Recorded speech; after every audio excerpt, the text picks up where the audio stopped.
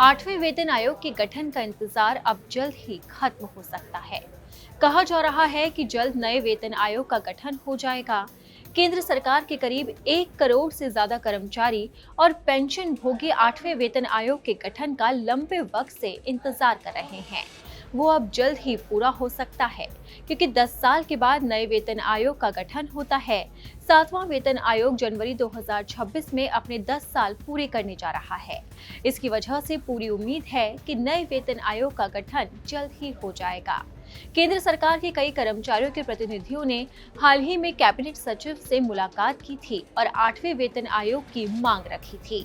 वहीं रिपोर्ट सामने आई है कि 8वें वेतन आयोग का गठन साल 2025 में होने की उम्मीद है।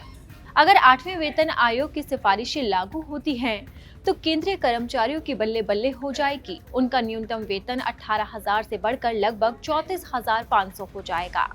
इसका मतलब ये है कि न्यूनतम वेतन में लगभग 92% की बढ़ोतरी हो सकती है। इस तरह पेंशन भोगियों के लिए न्यूनतम पेंशन भी बढ़कर 17,280 हो सकती है। इस संशोधन के बाद सरकारी कर्मचारियों और पेंशन भोगियों को महंगाई और अन्य आर्थिक कारकों के आधार पर बड़ी राहत मिल सकती है।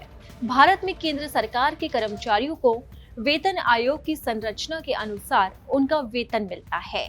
शुरुआत करने के लिए 7वें वेतन केंद्रीय आयोग की स्थापना 28 फरवरी साल 2014 को भारत सरकार द्वारा की गई थी।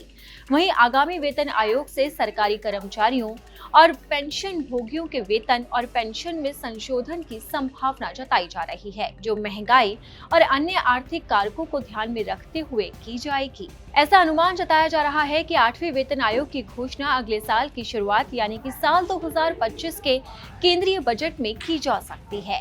एक यूनियन नेता के अनुसार यह उपयुक्त समय हो सकता है, क्योंकि पिछली बार 7वें वेतन आयोग की रिपोर्ट फाइनल करने में 18 महीने का समय लगा था, जिसे जनवरी 2016 से लागू किया गया था। वर्तमान में केंद्रीय कर्मचारियों की डीए बढ़ोतरी 7वें वेतन आयोग के फॉर्मूलों के मुताबिक होती है।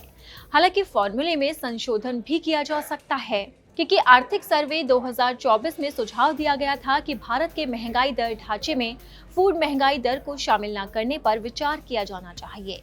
वहीं अब कहा जा रहा है कि 8वां वेतन आयोग का गठन जल्द ही हो सकता है, यानी कि 1 करोड़ सरकारी कर्मचारी और पेंशन भोगियों को जल्द ही राहत मिलने जा रही है। अब देखना होगा कि सरकार इसका गठन कब तक कर सकती है। उम्मीद तो जताई जा रही है कि इसी बजट के अंदर ऐलान किया जा सकता है। अगर आपको हमारा ये वीडियो पसंद आया तो इसे लाइक और शेयर जरूर करें। अगर अब तक आपने दैनिक जागरण को सब्सक्राइब नहीं किया है तो लेटेस्ट खबरों को जानने के लिए आप दैनिक जागरण को जरूर सब्सक्राइब करें।